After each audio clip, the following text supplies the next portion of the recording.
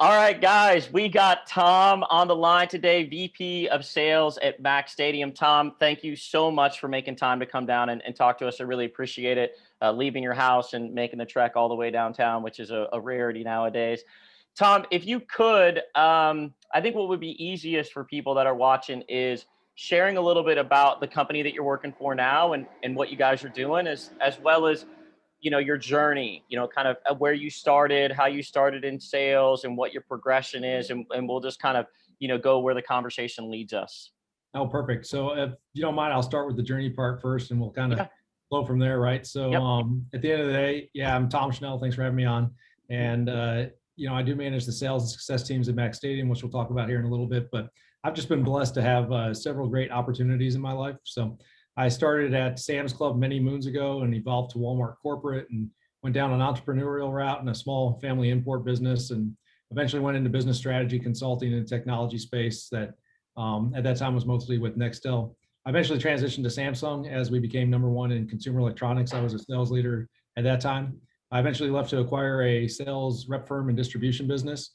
And after 10 years, decided it was time to get back into the corporate world. So I joined a company called Hisense, which is like the Samsung of China. So they've had number one market share over there for a long time. And that brought me out here to Atlanta where they have their US office.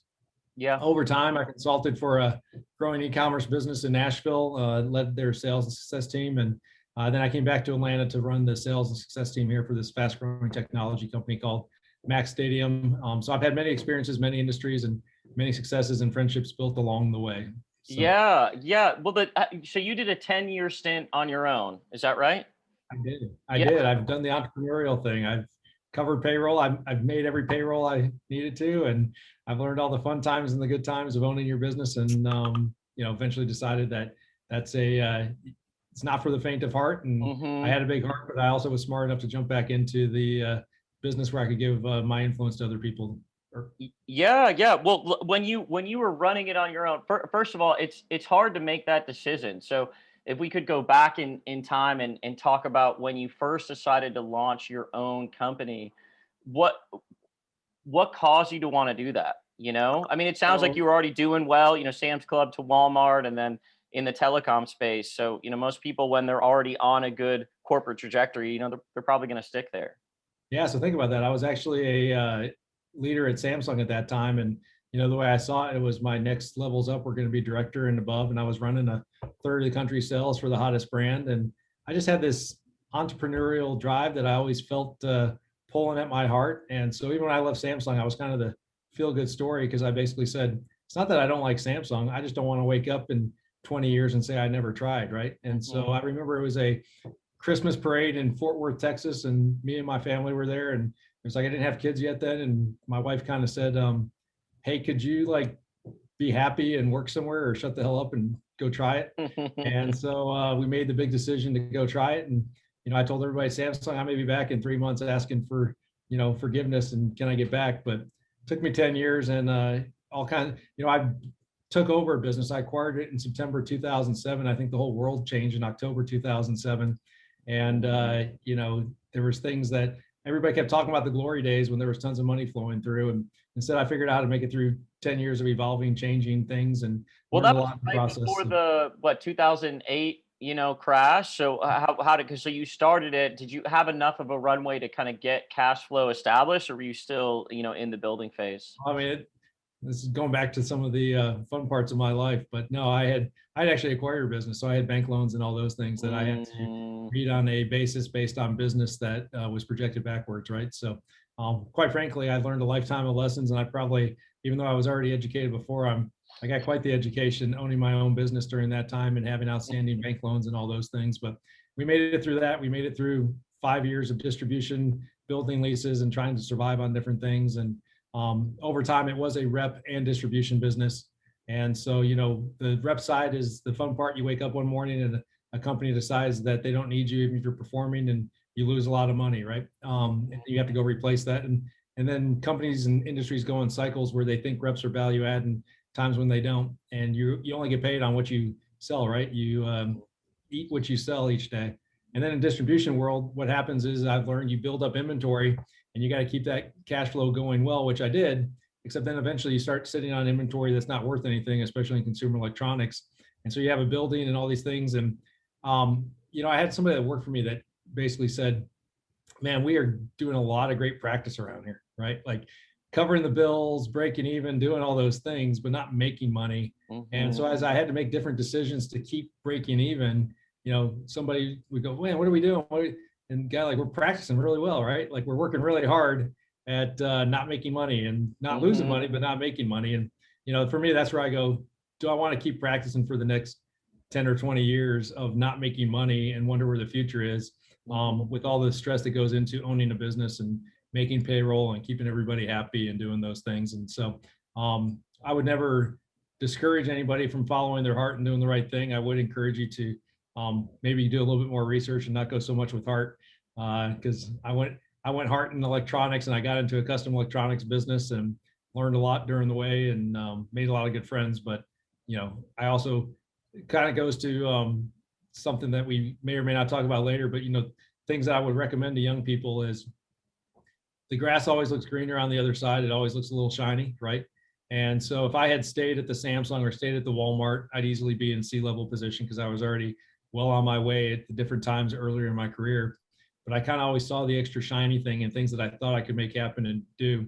If you find a place that respects you and appreciates you and allows you to be you, lots of times it's easier to grow and just get really good at what you're doing and focus and stay with that group, right? At Samsung, maybe I didn't make the money I thought I wanted to, but over the next 10 years, I would have made a lot more than I did, right? Yeah. And people that I knew did, right? So for young people, I'd say kind of stay the course and learn and evolve. Always follow your heart, but if you want to make a real career of it, sometimes you stay where you're at and you get really good at what you do. Yeah, I wonder, like looking back on it, knowing what you know now, would you still do it? Would you still run it that way, or what changes would you make?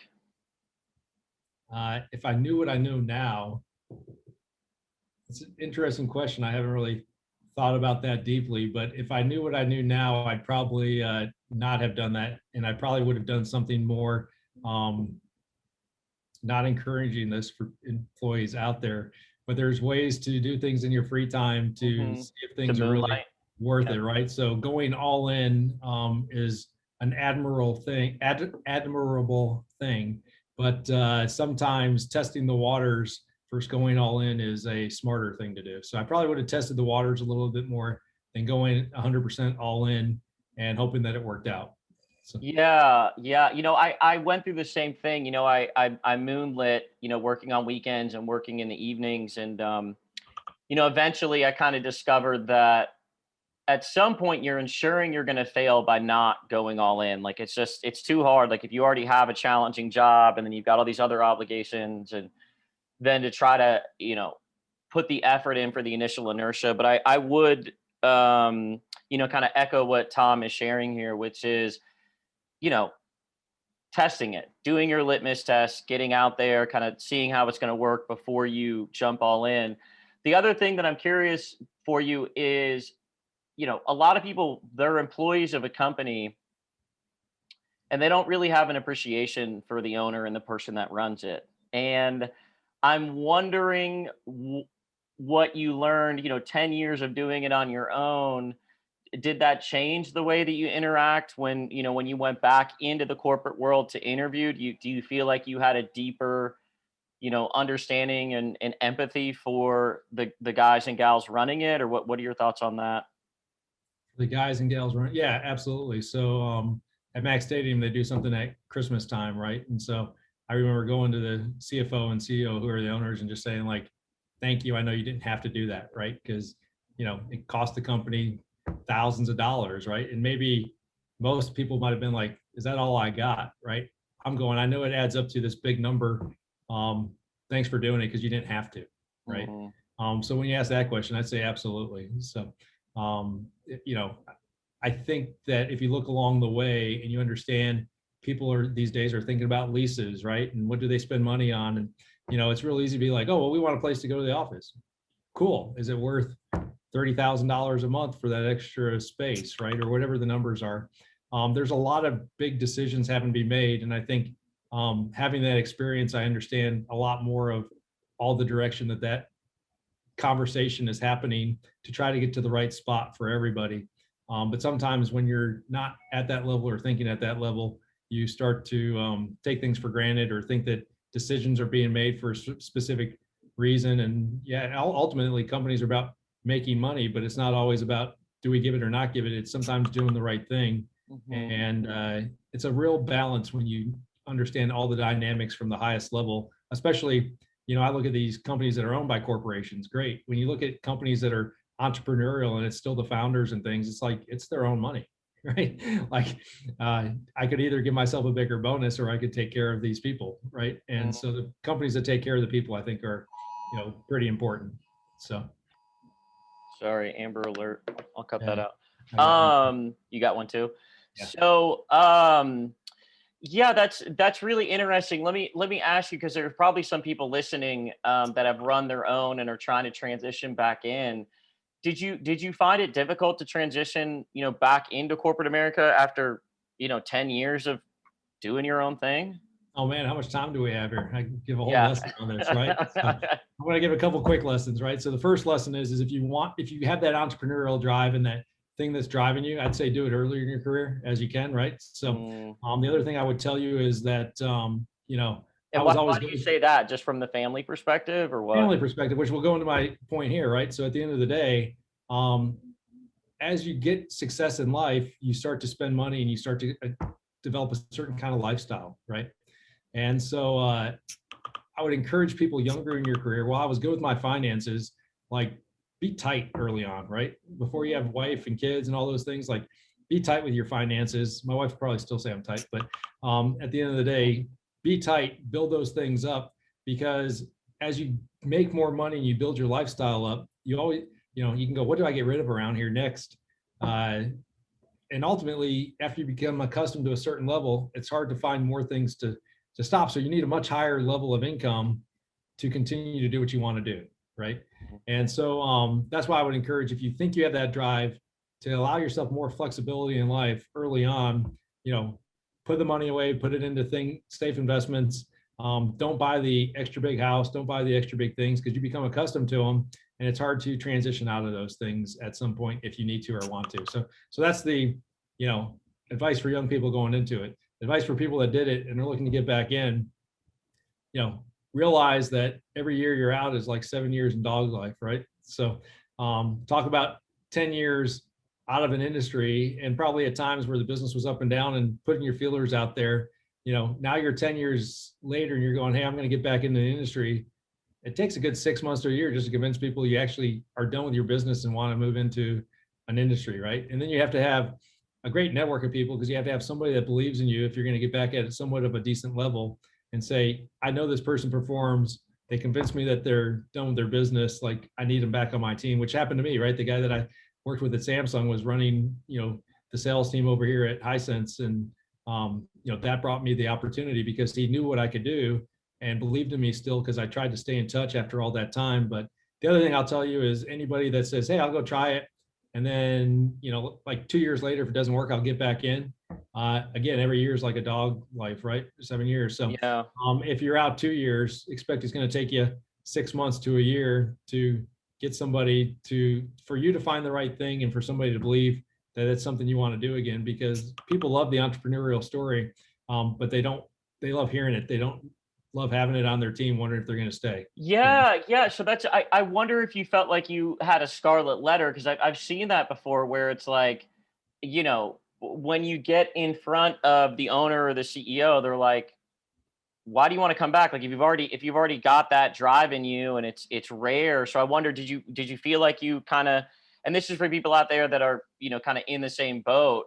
Did you feel like, it was a little bit of a scarlet letter? How did you overcome that? Because, I've been running my own company now, and, if someone else was coming to me after running their own, I'd be like, man, just go back out and start another one. You know what I mean? Like, yeah. So I'm wondering if you felt that way, or what your thoughts are on it. This is the sales leader podcast here, right? So at the end of the day, if you're a leader and you're good at it, you believe in yourself, and, you may have to tell your story a couple more times, but You don't have to spin it. If you're good at it, you tell your story, right? The other thing that, I could give some advice on here is I've come to realize over time that people don't want a history lesson, right? Like they don't really care all the things I did and done. They care about what you're going to do. And when you meet people, lots of time you like say, I did this, I did that, kind of like I started today, right? Because you ask the question like, here's all the things I did in life, and I'm really good at all those things. Most executive teams don't care about hearing that. They care about what you're going to do, how you're going to improve their business. And then if they have questions of can you do it or not do it, they're going to come back and ask you to validate why that is true. But instead, we get so accustomed to talking about the past and what we did and how we were successful there. No, talk about how you're going to change their business and how you're going to improve their business and how you're going to grow their business. And then if they're intrigued, they'll ask you about those other things. But by the time you bore them with the history, they've kind of already lost interest of what they're doing and they've moved on a little bit. And so you want to keep attention, whether it's in sales or trying to get back into the workforce or whatever it is. It's how do you give them that quick hit that says, I'm good at it. And by the way, hire a professional resume writer because they'll tell your story better than things you think you'll remember to tell on a piece of paper. And the world's changed so much and it changes all the time of how these things get through all these bots and systems to get to the right people. And so between your network and trying to get to the right people, you need to work with professionals that understand how to get to those people and what the systems are doing today to get you there. Yeah. And is that something you did? You hired it when you were making? Yeah, and actually that was one of the things that actually got me over here at Macstadium, right? So I was looking for a different opportunity at that time, and I can tell you that the CRO that was here, he wouldn't have hired me based on my previous resume, right? And I remember I reached out to a guy that I went to high school with that I saw on LinkedIn, still was doing some of this resume stuff or something, right? And we weren't best friends, but I kind of pinged him like, hey, I think I may need some help here. And he sent me over the format they do. And I was like, I don't think that's a good format. I don't think I'd use that, right? And he said, well, I have an 85% success rate or something of getting people hired in 3 months. And how's yours working for you, right? And I said, well, let's try your version, right? But it's because he's in the business and he's studying all the way these bots work and how do you get past the keywords and get to people and get their attention. And so, yeah, I highly recommend. While you may be really good at sales, you may not be the best at writing an attention-getting document. That you should let somebody else do that, and it's not really that expensive to do. Yeah, interesting. Great advice. Well, let's talk a little bit about what you're doing now. So how long you been over there at Macstadium? What do you guys do? And then, what do you do for them?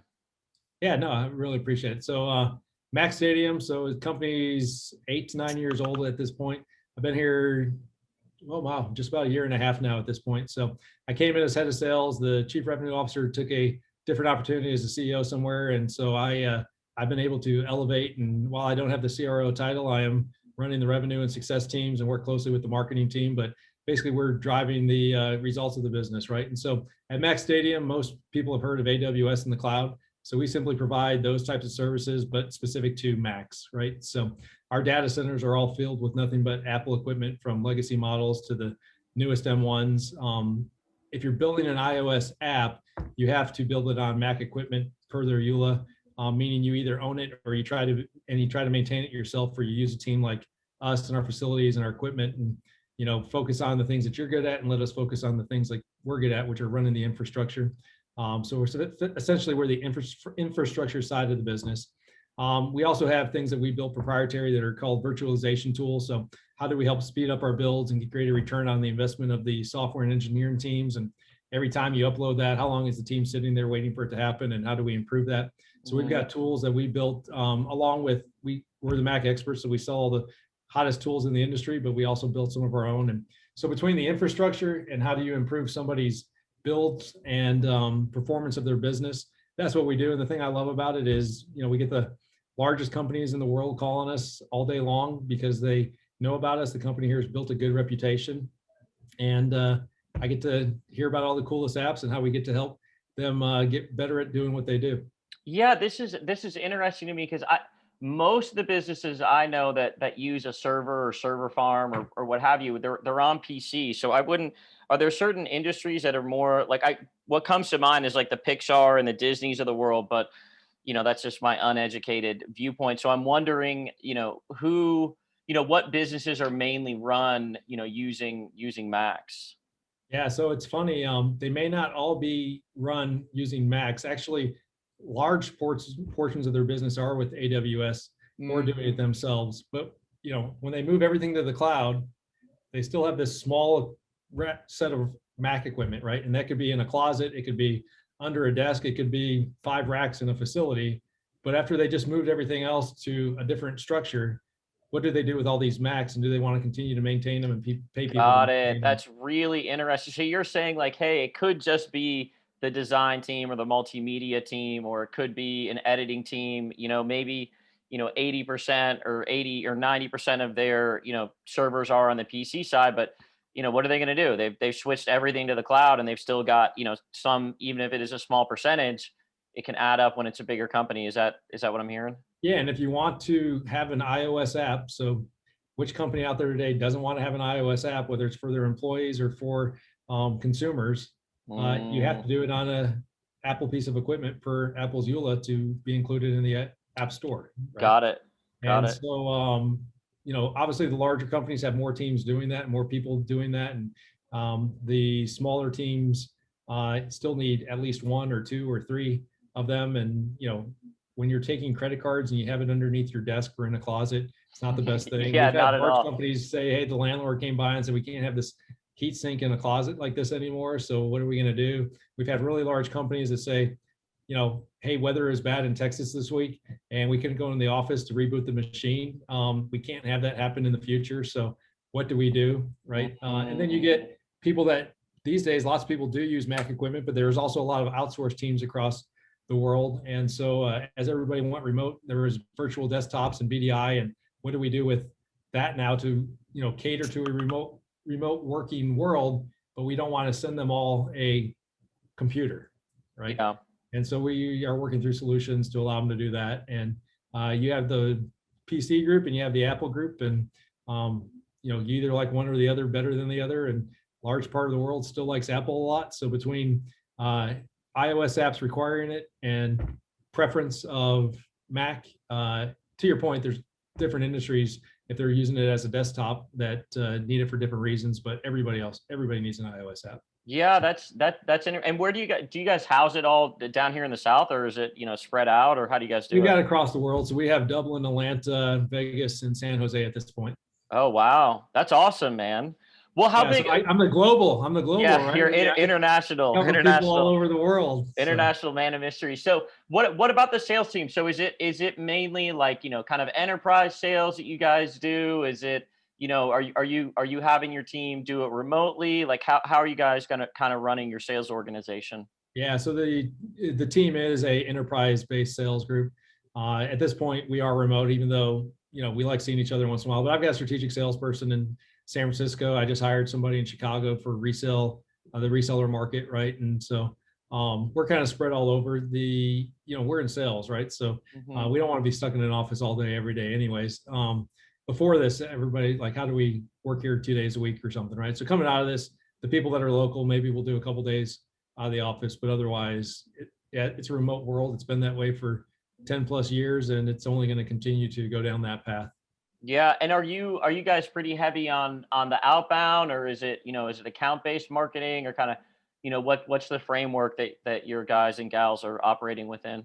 Yeah, so we ebb and flow. So we went through a period where we were focused on outbound, but the reality is our marketing team. We decided to build up our marketing team instead because when you tell the world what you do and everybody needs it to some degree, the team can get really busy with inbound. Hmm. I think you'll also see more and more companies trying to automate processes as much as possible, right? So for us, it's how do you automate processes?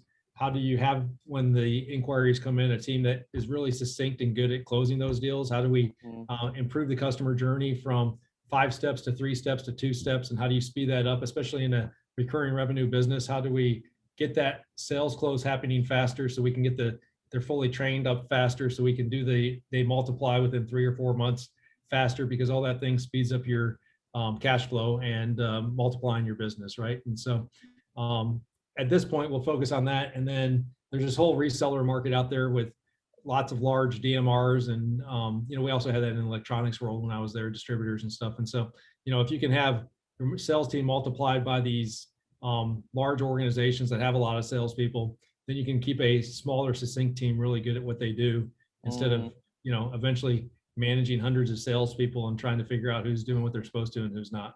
Yeah, always hard to do that. What just because I'm curious, what's on the horizon for you guys? What's something that's coming up, 2021, or what's the vision for you guys, or something that you're working on?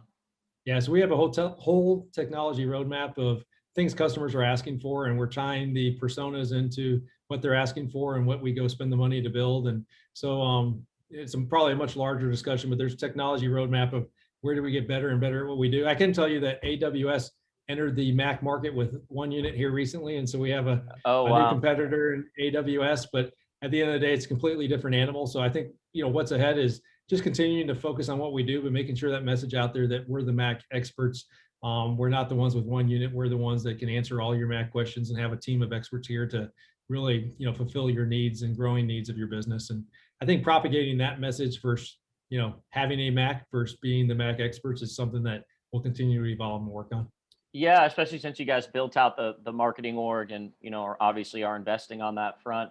What about for the rest of 2021? There obviously I do this and I try to get out information about opportunities. So what's kind of on the hiring docket for you guys for 2021? Yeah, so this is a sales podcast. I unfortunately don't have a lot of sales opportunities today, but maybe I'll have somebody that's focused on government here before the end of the year or not too long down the road. But at the end of the day, we have a immediate need for all kinds of people on our product development engineering team, our data center technicians. So we need iOS solutions engineers, we need developers, and we need data center technicians. Is one thing we didn't go into here, but in sales, of all parts of the organization, you have to get involved in all parts of the organization, because otherwise they can't produce the delivery and they can't do the things I need them to do to multiply my sales, right? And so I've done that my whole career, where I've gone in and gotten meetings with different departments, and it's no different. But here, my greatest need to accelerate my sales is to help continue to build up the development team and the operations team. So as we multiply volume, that we have those people there and can do it. And it's a competitive market out there, so we're working to try to get the right people to us. So if anybody's listening, has any friends that are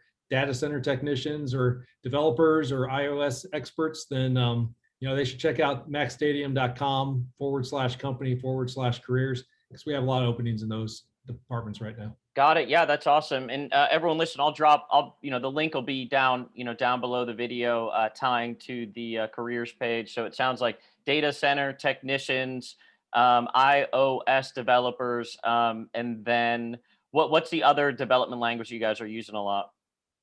I'd have to get the chief product officer on the phone for to run that. Develop that, right? Above our pay grade. I got you. It's kind of a sales-ish thing though, right? So it's kind of like a DevOps coach, somebody that would work.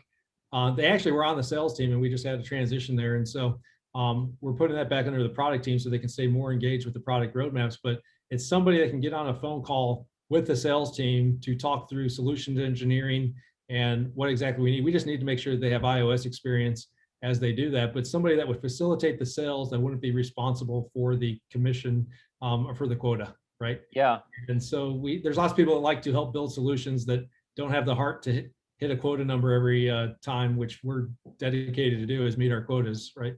Yeah, for sure. What's just for people listening, what's kind of the company or the company culture like there? Like, what's the team like, and what are some of the things that you guys, not necessarily mission statement, but more kind of the general theme over there? So I can tell you that the theme is we're a culture of very smart, empathetic people that diligently work together to drive results, right? And so we're happy to work 24/7, and we find ways to find balance in our lives and do our things. But the thing I really love is that everybody here kind of values the input and are actively engaged in how do we just continually progress towards perfection, right? There's lots of large companies and stuff that don't want your feedback in different areas. I've had lots of companies in sales that say, stay in your realm, right? Here it's like, no, we want to come in. We want to provide opportunities to, people that want to help the whole organization improve time and time again. So I kind of feel blessed that I kind of hit the perspective of good people, good culture, and rewarding performance, right? So, I mean, I've been here 18 months, and, I went from head of sales to vice president of sales and success. And if you look across the board, I mean, I saw our HR lead, right? When she started a long time ago, you know, when they recognize talent, they're happy to move the talent up the stream, which doesn't always happen in organizations either. So I think it's just a good culture of people trying to overcome challenges together all day long. And when somebody does their job well, we recognize it and reward it. Yeah, and where's the office in Atlanta? Is it up in North Atlanta or Yeah, we're up in Piedmont Center here in Buckhead. Oh, So, nice. Nice. All right, cool. Well, Tom, everyone listening, I'll drop the link to the careers page for you guys to check out what they're hiring for. Tom, thank you so much for making time to come on today and share, and I really appreciate it, man. yeah, thank you for the time. Nice meeting you.